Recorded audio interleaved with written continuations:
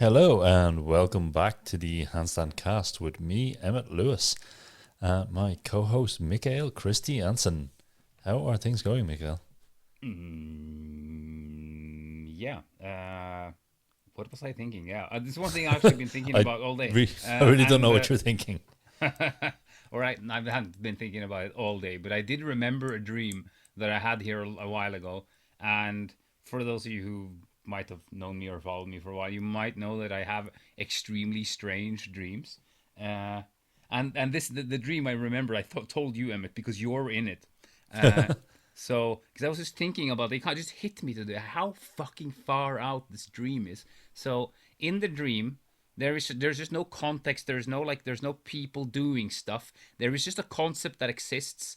That is the new it's the new Wim Hof method. It's the new kind of like ice bathing thing. It's the new Yeah. like biohacking thing that's going to fix your body. And it's in my dream. It's called the Tolerate Six. And the Tolerate Six is a technique developed by Emmett Lewis, where you put all your clothes on, including a cap, and then you go in the shower. You turn the water on for 6 seconds, and then you go out of the shower, and this like magically healed all kinds of injuries and like various psychological trauma and all kinds of stuff. And then it just ends. There was nothing else except you, Emmett, with your grey cap. You walked into a shower, you stood there and you got a bit wet for 6 seconds, and you left, and it was just like, wow, this is fucking revolutionary. So, yeah, I guess I'm doing fine to answer your question. Yeah. Well, yeah. I always like to hear about when people are having dreams about me. Uh, I The tolerate Tolerate six. Six Maybe we should do a is video on that. fucking We'll do a course glorious. on how to tolerate 6 seconds Yeah. in water Yeah, and with your it was clothes just on. so utterly pathetic too, because the water wasn't cold or anything. There wasn't a lot of water. It was just a little bit of water that just trickled down your cap, and your clothes got wet, and that was it. You know, by harnessing the power of the placebo effect, that You was can probably do pretty great good. things. Like, warm showers are just as good as cold showers when you harness the placebo effect. Hmm. Yeah, So, for 6 seconds yeah, for 6 seconds. only. It's pretty hard to get in and out of a shower in 6 seconds, particularly if you have one of these screen doors to deal with. Mm. So that's Oh going to yeah, ramp those your can be adrenaline up, monsters. which will give like the immune system benefits. Yeah. There's a lot going on here. I think it's a good idea. I think we should roll with Mm. it. Yeah, we should sell this fucking thing. Like Yeah. that's gonna be the new Handstand Factory program. Tolerate six. Tolerate six. Oh wow. What a fucking name too. Is what's wrong with my goddamn brain when I sleep? I don't get it. Have you ever All like right, yeah, this? but how about you then, Emmett? Are you still in lockdown? I guess Yeah, you we're were on last week. infinite lockdown. I think Ireland's just decided lockdown is the new way of life because it keeps everyone out of the pubs and everyone is. Yeah, there's a weird thing going on in my country. Actually, I will share it to you, where people are building home bars to sneak their friends in, so they have a home bar. Fair enough. It's one of those things. But it's gotten to the stage where I'm getting ads on Instagram for, you're in a bar and there's that thing where you sit on the high chairs and there's that like foot thing, the foot rail that goes around the bar. Well, there's now people who are like doing metal work who will come to your house illegally and they're doing ads that are all very like on the QT on Instagram. Why I get targeted for this on Instagram, I don't know because I don't really drink. But they will come to your house and they'll measure up your home bar to have a custom made foot rail, possibly a designer one in gold plate if needs be, put in. Of course, it's in gold plate. It's Yeah. fucking Well, that was Ireland. only What one do of you them. need? There is just normal metal ones as well. But Irish people can be very trashy in some ways. We're very cool in other ways, but we can be sometimes a little trashy. Yeah, so that's what I'm getting. And then, yeah, I All think, times, little trashy. yeah, I think Instagram just has a very wrong picture of me anyway. Speaking of ads, Yeah, like but then again, Emmett, you're the guy there that is actually following. I mean, what's it called? That one you sent me, the ugly Irish homes or whatever ugly it Irish was. homes. Yeah, Yeah. yeah, that's fine. But like for some reason, I've been getting ads like, let's put it this way: I don't have a driver's license. I can drive, but I don't have a driver's license. Not that I really care. But I get ads for like mechanics equipment on Instagram, like car lift to lift a car up to go underground, Mm. like compressor to run your tools off. How to dig a new hole, that whole thing mechanics have where you can drive the car over and go underneath. I get ads for this shit all the That's fucking great. time. And Yeah, but like this has started to happen to me too. After like on YouTube, when I use YouTube on my phone, I just like I used a little hidden like information sign yeah, that's in the lower left corner to remove the ads, and I just don't give them a reason, or like I write in like that it's irrelevant, and I yeah. just keep getting loads of random garbage on there, and like I get a lot of like what's it called? I get a lot of ads for like waifu sim games and like just Waifu complete sim game. random shit. I think they have you And and nailed. and on Facebook, I did get like constant like what's it called? I'm barely on Facebook, but if I go in there, I see these. There is these ads for various like conspiracy theory, like Gaia, revolution, spirit mayhem stuff, and it's fantastic because you missed the point. Yeah. But Emmett, we had a point somewhere to make with this podcast, Do we? didn't we? We always have a point. Yeah, I suppose our topic for today, now that we've enlightened everyone into the madness which is our life and this lockdown ads. Anyway, fuck that shit. Topic today is minimalist handstand training. So, what we kind of suppose we're going to approach it from a few angles and just give you some ideas of like, let's face it, at various points in your life, you're going to be restricted in various things, either space, time, or equipment. So, what comes down? What is like the minimalist handstand training? How much do you need to do, and what's like a minimalist session? Is probably one of these things. I suppose that's probably the important thing to deal with. Like minimalist amount of handstand equipment. What do you need? A floor. Yeah. The end. Yeah, Yeah. that is that. I mean, that is always the plus of handstands. I mean, you can even roam around outside until you find a flat enough space somewhere and you Yeah. can do something. So that's always a great thing with it. But I think, yeah, in terms of those various angles, you can look at kind of the minimalist Minimalist. I approach actually to have it. a lot of things to say about this floor thing because many years ago when we were doing the Silver Leap project, me and Elisa were cruising.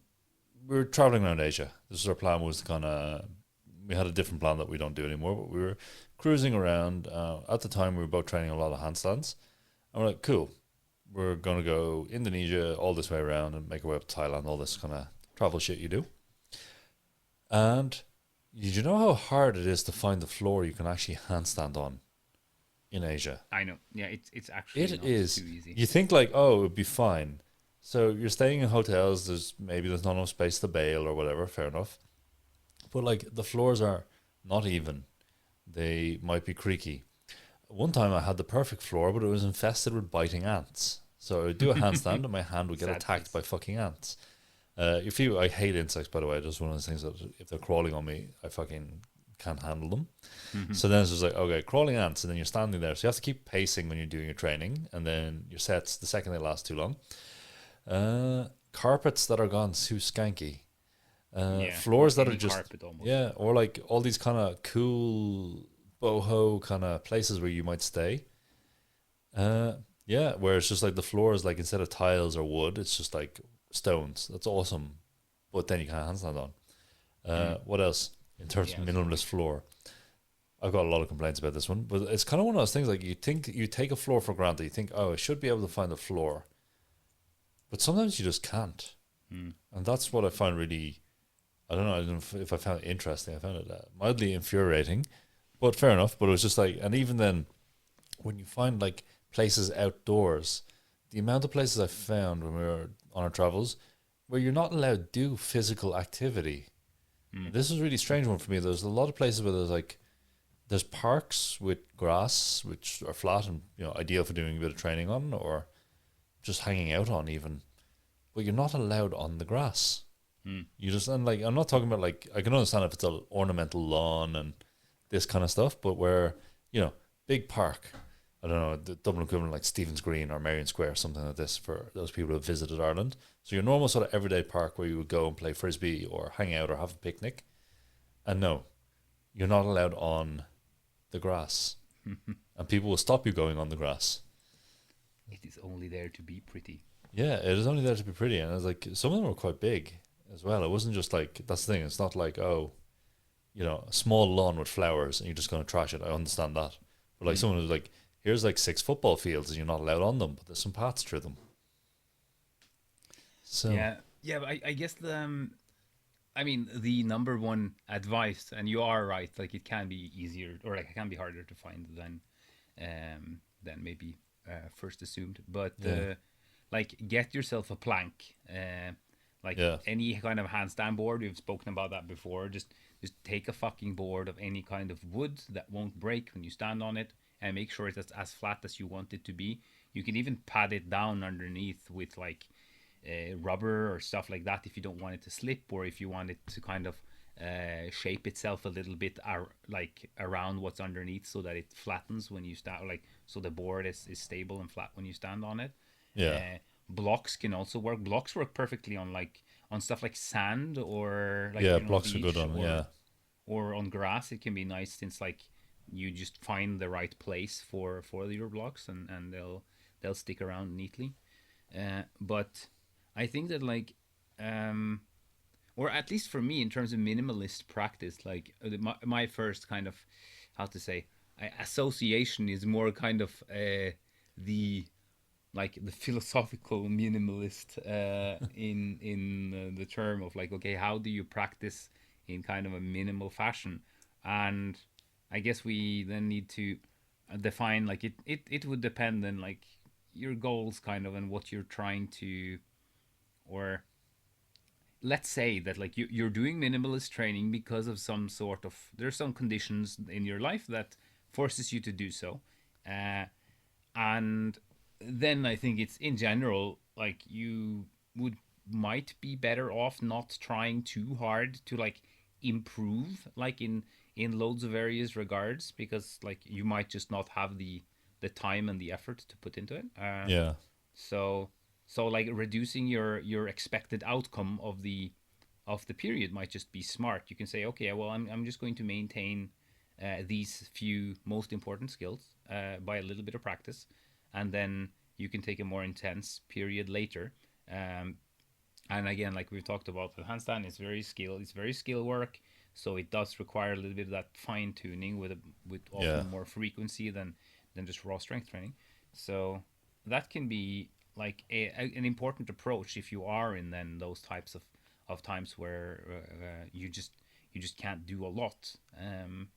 And like but at the other time like on the other side, like you can in one sense get a lot done if you look upon it from like a perspective, oh, okay, I'm going to do I'm going to choose these three balances and I'm going to do each of them pretty well twice, and then I'm done. And then Yeah. you try to sneak that in like every day, or maybe even like twice every day, or days a week, or whatever it is that you choose, like a very limited amount, and you whenever you go in and you do them, you make sure that you do them well, and you choose something that's on your spectrum of skill. You choose something that's pretty like average, Yeah. and something that you can pull off, and that you keep pulling that off over this period of time, and it can actually net you gains even if you do Yeah. that correctly. Yeah. There's definitely like this is having been a coach and having been a trainer or a trainee, in there's definitely a couple of ways of approaching it. This is what I kind of find a bit fascinating about it, is like one way that I like but can be a bit challenging sometimes is if you know there's a gap in your handstand training, you go, oh, say my upper back fatigues when I do tuck handstands and that's what goes. So then you could go, okay, I only have like, let's say your minimalist session is 15, 20 minutes, where I know most people are like, oh, you mean 15, 20 minutes? We go, okay, I've got 15, 20 minutes. That's all I've got to do handstands this week. And I'm going to do some other training, whatever. But maybe you just do like 5 sets of 30 to 40-second tuck handstands using the wall, aiming to hone in on this upper back push. Mm. And that's your training. And that will take about like 10 minutes. And then you have a couple of minutes just to warm up, if even. And that kind of like, I've actually put people through that exact program, just like Billy himself. And then when we came back to the point where they weren't traveling for work, they were traveling for a month of work, and it's like, okay, let's do this 3 or 4 times a week. Then coming out of it, they actually had net gains in their practice because we honed in on one detail, Yeah. gave it enough to fatigue it and overload it. Yep. They had enough rest to recover, and then when they came back, it's like, oh, that one thing which was the weak point, and that's when it comes down to like, there's this minimalist idea of like, okay, just attack one weak point, Yep. with a, 3, 4, 5 sets, done well, done with very good quality, and then you can come back and go, okay, maybe like, let's face it, you will lose some precision. The precision will come back in a week or two, if there's anything, but then afterwards you might see quite a big net gain. But this also kind of requires you to have quite an objective overview of your handstand training and going, oh, this is my weak point and this exercise targets it exactly, which can be challenging when it depends. It can be, I always find it's more difficult at intermediate than it is for advanced or beginners. Beginners are very like simple to program for. It's very linear. It's like, okay, we need these attributes. We need this. Okay, this is your weak point. Your weak point is body tension. We'll just do body tension drills. Your weak point is your fingers, or your weak point is your balance, blah, blah, blah, or overbalance or underbalance. Intermediate, it can just be a bit nebulous, can be a bit vague. Yeah, and then advanced people, it can be just like, okay, you're advanced and advanced people tend to make one mistake or have one fatal flaw. Whereas intermediates have a lot of flaws. It hasn't coalesced into one major flaw. So that, sorry, go on. No, it made me think, because I had a class earlier today. I was teaching a girl that I've taught a couple of times now, and she's pretty strong, but struggles with she struggles with the classical, like she does the 2 open, that is kind of her preferred position, ex-gymnast. Struggles to like kind of close, and like tuck jumps, straddle jumps, they're tough for her. So like for her, like now she's doing a practice where she's training a decent amount, but like if I'd choose one thing for her, or I think for her I would do 2 things in terms, like if I do such a practice, and that would be tuck and straddle jumps just for repetitions, like just getting an amount of those done, and tuck slides basically, because that would target like the main area that she struggles in, and also like she's a hand-to-hand flyer, and I mean you know what happens to hand-to-hand flyers. If their shoulders shoot forwards in a straddle up, it's going to be really hard for the base, and that's what she's being told and she struggles with, and that would be actually like an interesting scenario, and I should even consider, like I should even recommend that to her, to just have a phase, just do these 2 fucking same movements like over a period of time, and like leave a little bit the other things that she can actually do behind for a while, and then see like if you get any gains on that. And it's an interesting way to approach handstand training too, which I think can be a bit difficult to combine with like the kind of regular hand balancing mindset that has been kind of cultivated, which is this kind of like, it becomes a little bit kind of you gotta catch them all kind of approach. You need to train all of these different attributes and elements, and whereas that can be very good, and particularly on higher levels you need to kind of move into these various ranges and aspects to cover everything. But I do think there's definitely a lot that can be done with periods where you just do this one thing, and like you said, you then do a period where you have a lot less training, which means that your recovery potential is higher, and yes, you're going to be a bit rusty technically when you get back, but then like you're coming with like the foundation of your practice might be very strengthened if you've been able to find that kind of key point that you've been lacking. Yeah, it's definitely like I always take this as a bit of a challenge, because like, let's face it, not a lot, but a large percentage of the clients I get for one-to-one coaching, they generally have a job, they're working. Some of them will only actually have time to train 2 or 3 times a week, and that includes all their stuff: strength, mobility, flexibility, and handstands. So finding these details and finding that linchpin of like, say these are the 4 things you need to work on a handstand when you're going to train twice a week, so you do 2 of them on a Monday and 2 of them on a Friday.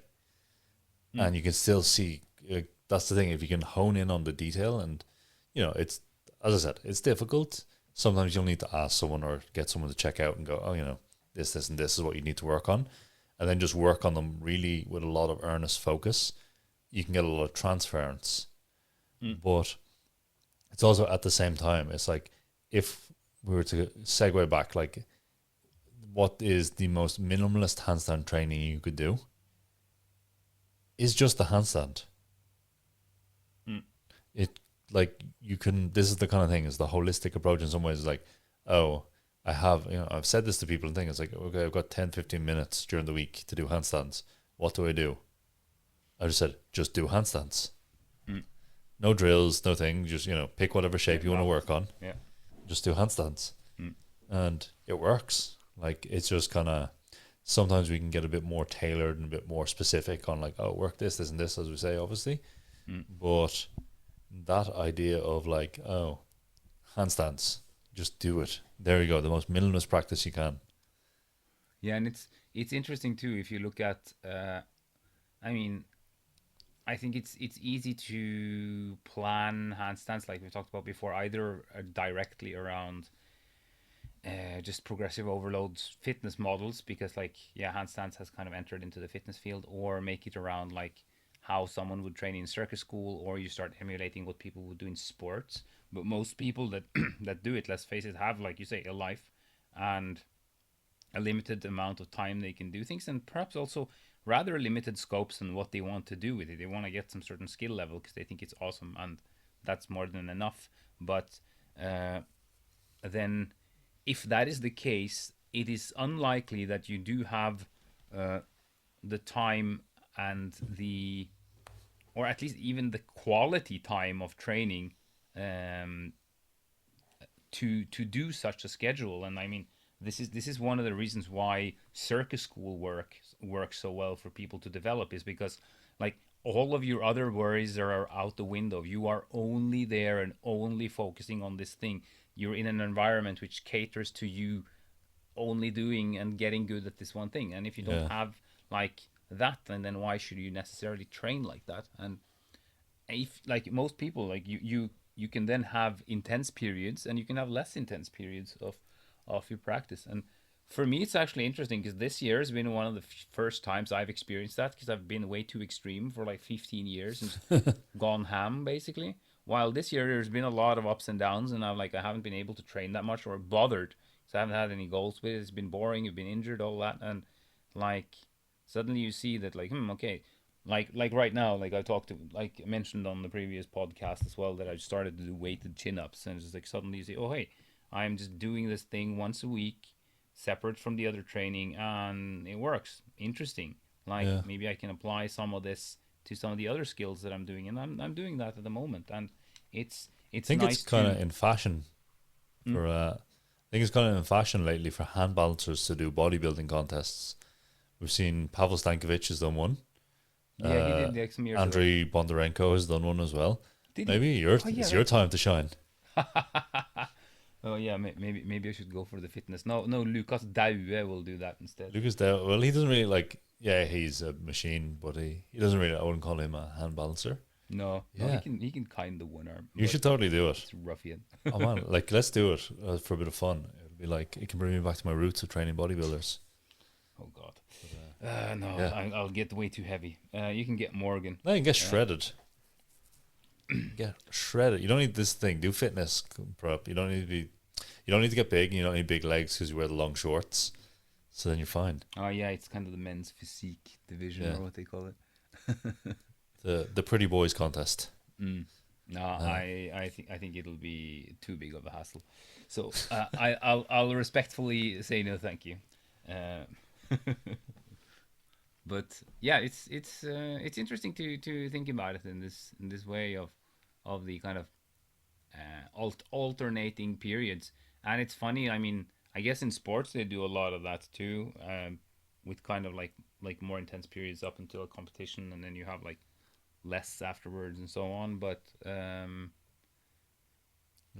like not underestimating it, I think is very good, because it's like one thing which sadly happens to a lot of people that train these kind of skill based things with such clear parameters of success and failure. Like it can get very stressful. Like you can feel that you're falling behind, you're not getting as good as you wanted, see other people progressing faster than you, and like the natural instinct will be to do more. If you value kind of the ability, or like if you value the abilities, then you think that, oh shit, these people are getting this good, then I should be doing more. And it can be such a detrimental thing to do and think, when like all you're kind of doing is just wrecking yourself further. Yeah, I think it's one of those things as well. It depends on, kind of touching what you're talking about on the other training stuff. It depends on like what you want to train at the moment. It's one of those things like there can be times when like, oh, I want to focus on just getting bigger, and whatever, that's my skill. I'm just getting bigger. I'm just getting shredded or whatever. You just have a different fitness goal, but you still want to maintain your handstand ability. And this is one of those things I find is kind of interesting is that you'll find that there is indicator exercises in your practice that if you know this, if you know you can do this and you know you maintain this, you know most of the other things in the kind of similar skill set are available. So let's, Good you know, point. so this is kind of, so you can take this kind of minimalist idea. It's like, okay, I want to put all my training volume into something else, but I need to make sure I don't want to lose any of my handstands. So for me, say an example for me is like, once I know my pike handstand is good, and once I can maintain a good shoulder position in it, then I know basically everything on my two arm set is there. And then, like, say from Mikhail's training, from observing Mikhail training, you have that kind of warm up set you do, where you kind of go through all the one arms. Yeah.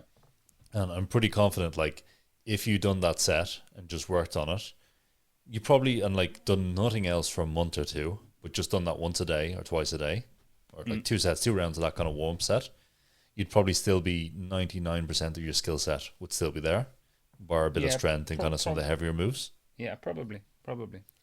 And Um. that kind of, yeah, and that kind of movement, finding these in your training.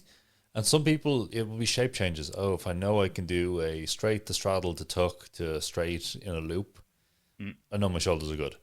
Or it could be like, oh, if I can kick up and hold a 60-second handstand first attempt, then I know the rest of my stuff is available. It's going to Yeah. be personal, these kind of indicator exercises, but learning to find them and learning to find what it is for you. And sometimes it can just be an exercise that appeals to you. It doesn't have to be a set in stone one. Just, and it can be by feeling as well. Like this is the kind of thing. Like, let's face it, endurance is a physical quantity that will drop. Strength is a physical quantity that will drop. Feeling and sensitivity in exercise, if you can maintain it the same and feel it, and feel you're in control of your body parts and have, mental availability for the skill. It's one of these things like when you know you're efficient at a skill, is when you don't have to use a lot of mental focus and can maintain kind of a relaxed focus during it, or have Yeah. availability of mind to kind of scan the rest of the body, or in this kind of idea, like you say, if you're doing a sporting contest, being able to maintain a conversation while doing the skill would show you have the efficiency. Handstand, it's kind of harder to talk ups and down, but just give you an idea of what you're looking for. And if you can maintain that availability of the skill, both mentally and physically, then you'll understand, go, oh, this is my practice. This is where it comes, my handstand practice, my handstand journey. And then you'll know, oh, it's got different stops on the way. And if I can still get to X stop, then the rest of my skill set should basically be available, bar strength and bar endurance. Yeah. That's actually a very good point. And I mean, I encourage everyone that's listening to, like, yeah, think about that. Like, try to find out those kind of defining abilities within what you can do, and or like, yeah, these kind of the indicators. And um it gives you quite a lot of information too. Like, it can be on daily basis, just like, uh and don't put the bar super high on it, because if it's like, for example, with that set you said to me, like, that is something that is like, unless I'm really tired or like broken, I can usually pull through it pretty easily. But um like, if I put in like two more positions into it that are really hard, for example, then I might need to be on, kind of, have a good day to do it. And then it's not really what you're looking for. You're looking for an exercise that is kind of somewhere in the middle of your skill level, but it's still kind of like, it's maybe like a middle plus of your skill level. Yeah. And you know that, like, if you keep doing this one and nothing else, like you said, you might lose a bit, but you won't lose a lot. Yeah. And using that as kind of a signifier then of where you are, training wise. And like, just a couple of like examples that I immediately think about with this is like, uh, it's the handstand itself, obviously being able to hold it for like a certain amount of time, depending on you. Pike handstand, a press to handstand. Again, for someone who has easy access to a press, if you're like a guy that thinks, oh yeah, I can press, but like your press is still a 1 RM and it's rough and it's hard, don't Yeah. put it there, because like it's a hard skill for you. If you can press 5 and you do one press, like that, it's not going to be that hard for you, and so on and so on. Yeah. It's one of those things on the 1 RM point. It's like, oh, if I have a press that's kind of in that, the equates to like 90 to 100% 1 RM kind of zone. It's just one of these things that it can be, yeah, if you start putting, I know some people have tried this. If you put it in as an indicator exercise, all you're telling is basically the preparedness and the readiness of the nervous system to do maximal strength on that day. So it doesn't really give you a thing. Whereas if you're able to blast out 5+ reps of a press, and you just done press, this is the thing, like pressing could be an awesome minimalist handstand training. And that kind of thing is like, oh, I'll just do presses, but I can string 3 or 4 of them together. I'll just do 3 presses, and I'll just do sets, and I'll just do for a block of time. You don't even count reps. You can count reps, obviously keep some progress, but this idea of just like, oh, I'm just going to do presses, because let's face it, it has a bit of strength, it has a bit of balance. It'll probably have, unless you're really precise, it'll have a bit of practice on correcting mistakes. So this is kind of quite good. If you're feeling fresh, you can get a bit more in. If you are tired, you can do a bit less. As these kind of things, depending on the situation of your minimalist training. And also like it'll depend on like what kind of other training you're doing. Like I've had many people that I work with that like come in and they want to do the handstand training, but they are actually doing a bunch of other things at the same time, and they want to keep them. And usually then they just end up doing too much, and like they eventually say they just need to cut things, which is obvious. Like you're doing a handstand program, which like then you are asking your coach to write you a program which challenges you, obviously. And then you're going to do all these other things. And I mean, if the other things were basically squats and some leg work, okay, yeah, you might fry your nervous system and be sore in the legs and stuff a couple of days, but it wouldn't be the same as if like that regime also contains like tons of push-ups and pull-ups, just for example, because like you are using your upper body in a way that is going to maybe not the first week or the second week put you back much, but over time it might. So it's something to consider, that like you might then think, okay, I'm doing a more intense period of handstands. Well, go minimalist then on your pull-ups or your other kind of things, for example, just so that you're ensuring that the thing that like is, because I think the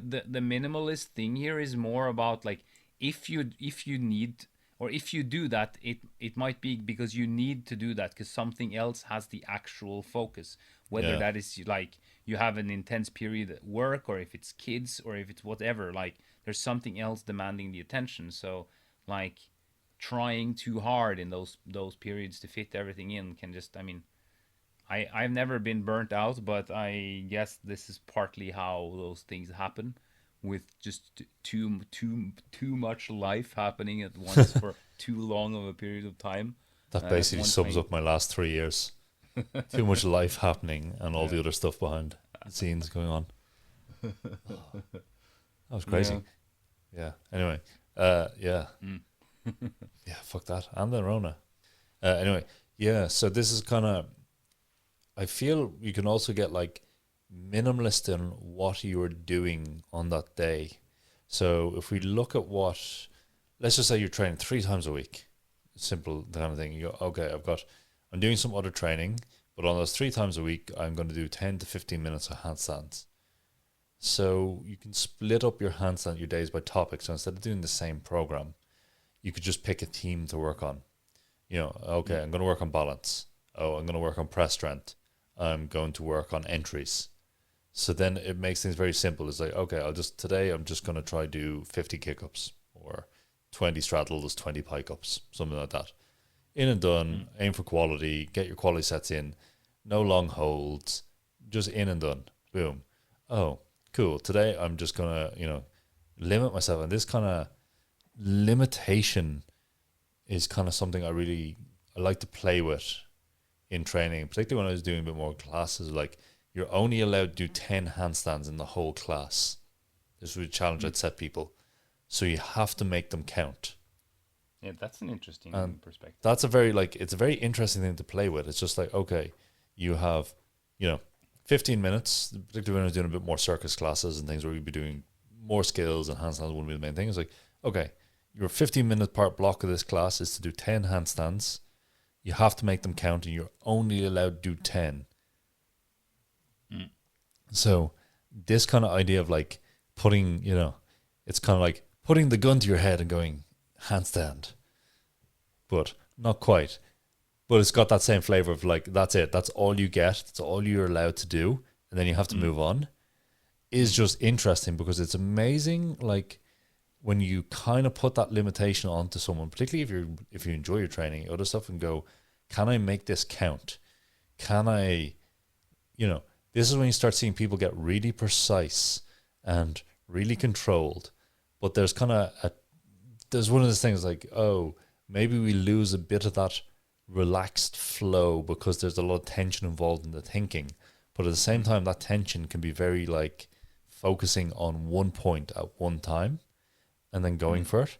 So that's one of the things I definitely suggest people to try is just like, give yourself a set amount of handstand attempts or sets or whatever. So then if you kick up and you bail, that's one of your attempts gone. Take it away Mm. from yourself. Yeah, like it's a cool way of thinking about it, and it also inspires, or like it makes me think about. I mean, another way of seeing minimalism is not necessarily like reducing the amount you do, but it's like reducing the variation of what you do. And I guess like everyone sort of does this. Like, I mean, you do it even in just regular weight training. You don't go in and train the same movement every single day. You split them apart, right? Yeah. While handstands is troubling with that, since you're going to stand on your hands every time, and it's going to involve the same muscle groups and so on and so on and so on. But I think everyone, including me, had like starting to build up this kind of routine. You go through the motions of various things, and you have this kind of set vocabulary you do each day, and then you might have a little bit of different focus on various days. But I've at least found myself, I think, sabotaging a lot of practice because of like just having had the habit of going through like X things before starting to do a certain focus. So like I go through, like I do my two arm couple of times, I stretch, and then I do my like warm up Yeah. sets, and then I do straights, and like then I do some figas, and then I do some flags, and then I do some presses, and then I go on to working on like switches, for example. Yeah. Well, like I mean, I could probably do a lot of good switches if I didn't use all that energy on all those other things that I do every single day anyway. And Yeah. I think there is a bit of FOMO easily with hand balancing, in that sense that you're so used to doing it in this way, and then you think that you might be losing out if you don't do it. Yeah. And that's something that like uh I mean I stopped really doing that a couple of years ago, but like even more now when like I'm basically limiting a lot my training now, like partly also because of the recovery of my shoulder, where like I have like my strength training day on Monday, and then like Tuesday, Wednesday, Thursday, I kind of dabble with handstands. It's not nothing serious. I mess around a bit Yeah. on purpose. It's quite actually minimalist. Like today I did a couple of like I was like, okay, I want to just stretch my sides a bit. Let's do a couple of flags. So I did maybe like 3 or 4 sets of just back and forth with some flags, and I was pretty much done. Like Yeah. there wasn't much more that I wanted to do. And then like I know I'm going to train hard on the Friday, so it's kind of um, it becomes an element of that, Yeah. uh, and choosing like being I think specific a little bit in terms of what you train per day can also be very smart. Yet again, if you don't overdo it, you think like, oh yeah, since I worked on straight handstands on Monday, that means I can do 648 flags on Tuesday because I didn't do any flags. Nonsense. You are still loading the same muscle groups. You need to be sensible, but you can you can certainly get stuff out of not just keeping repeating all the same motions all of the time on the same tired muscle groups. So Yeah. there's it's difficult to strike that balance, and it's something you kind of need to find within like in your own capacity, but it's certainly worth thinking about, I think. Yeah. Definitely. Yeah, that idea of just like having a theme to the day and a flavor can Mm. also be minimalism in a different form of like, oh, I'm still doing my normal session, but I'm just only going to focus on this subset of my skills Mm. and go, okay, that's what the theme of the day is. So it's not like, oh, I do everything. And then the other one, there's one I wanted to drop actually on the time limited stuff. I just popped back into my head. So Mm. this is an idea for those who are limited on time and also tend to extend their rest periods by fucking around on their phone. Mm. So credit for this one goes to Tom, a client of mine, Tom. Hi, Mm. Tom, I know you're listening. And he basically said if you get the Gym Boss interval timer app on your phone, and then he Mm. was set. What he was doing is just basically he had limited time, and he would fuck around on his phone and put things on Instagram, send questions, answer messages, whatever. But he had Mm. limited time. He had to find a way to stop himself messing on his phone. So Mm. he got the Gym Boss interval timer. I'm sure you can get any other kind of interval timer, and he'd set his session up on it. So he was doing like, had a workout that was whatever, certain amount of entries, rest per minute, certain amount of thing. So he just worked out the kind of rough times this would take, and then just had it like minute on, minute rest, minute on, minute rest, minute on, 45 seconds rest, whatever was Mm. prescribed. But then he'd have it on, and then he'd have the timer running the whole time on the session. And the timer also blocks notifications on the phone. And Mm. because it's running, then suddenly he's basically saying his sessions weren't at the time weren't super long. They're meant to be 30-minute sessions, but they were getting to 45 minutes to 60 minutes, or sometimes he'd not get them finished by the time he had to wrap up. Mm. And by doing this and just like killing the notifications on his phone, he was able to cram his full sessions in at a pace that was set, sticking to all his rest periods and everything, Mm. but also blocking the notifications. So he saved himself time, killed the notification distraction function, and kept his Mm. session kind of crammed into his time block. So Yeah. it's kind of an interesting one if you find yourself like, let's face it, we have a limited, like, focus is a limited resource. And you kind of, if you start losing your focus during your sessions, which happens a lot once before you get used to long sessions, everything kind of flags. Where if you keep that kind of pressure plate, the pressure boiler room kind of effect Mm. somehow, you can sometimes get better quality work done in a shorter amount of time. Yeah. Yeah. There's certainly something to that. Yeah, there's this kind of balance I think you find where you can get like, yeah, I know. I particularly like say with weight training and stuff like that for me, it's like, oh, if I can keep the boilerplate on, not only do I get a faster session, I get better quality work done because I just have more focus, Mm. and my focus doesn't run out by like the last exercise if I just kind of ramble around. Mm. And Tom also achieved this in his like by killing the distractions on the phone with the timer. Mm. It's like two birds with one stone. Okay, you have the closing door effect of the timer. Okay, I gotta get my set done now. Okay, I Mm. gotta rest now. Okay, I gotta go again. Yeah. Let's face I it. mean, it can really be good. I just think it's. I mean, as we've talked about before, in terms of the sometimes you do need you need the time to just be ready in terms if you do like very high difficulty technical work, then this might not be the best thing to do always. But I mean, if the technical bar is slightly lower and you're working kind of on more conditioning based stuff or things that you're like that is at least almost in your pocket, I think that it can be very effective. And like particularly for I think for endurance and stuff like that, it's probably king Yeah, because you can set the parameters pretty straight, and you can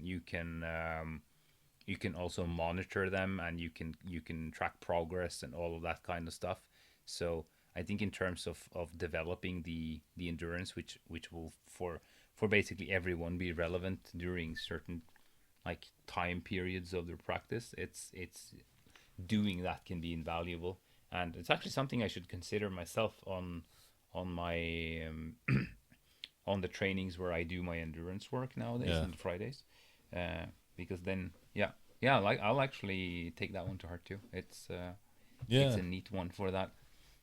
yeah. It's kind of an interesting one just to be like, yeah, not like this is the problem with like more skilled training or training that has a bit of maybe a social aspect and other stuff is rest period spread, Mm. where it's good for all technical stuff, but if you're trying to get something done in a block of time and let's face it, you're doing 10 sets. Back to this thing, you're doing 10 sets. Minute on, minute off, 20 minutes. But you let your rest periods expand by 20, 30 seconds each set. Suddenly you've done, your session is 5 minutes longer than you intended, just because you had 30 minutes, seconds more rest. Yeah. That kind of can kill our minimalist philosophy if we're minimal on time. Yeah, it's definitely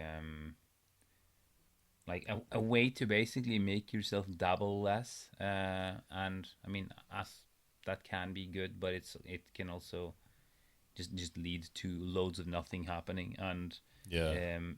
I think again, it is something that is very interesting to try. And also in the other direction, if you are one of those people that have to have the fucking metronome on and you have to be like super strict on all this, like, yeah, maybe try the other direction. Try a while where you do the opposite, like you rest as long as you want and you mess around and you do whatever.